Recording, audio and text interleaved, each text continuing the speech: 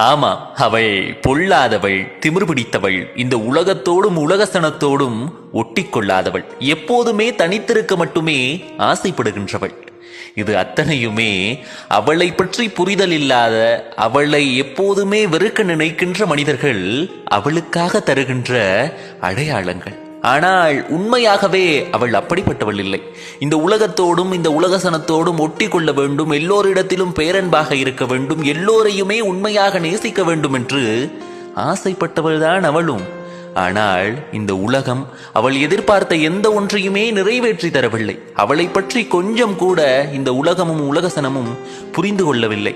அவளினுடைய எல்லா கண்ணீர்களையும் கேலியும் கிண்டலும் மட்டுமே செய்தது. அவளின் துன்பமான பொழுதுகளை இங்கு கொண்டாடி தீர்த்தது. இப்படி இருக்கும்போது அவள் தனிமையை நேசிப்பது அத்தனை பெரிய குற்றமில்லையே.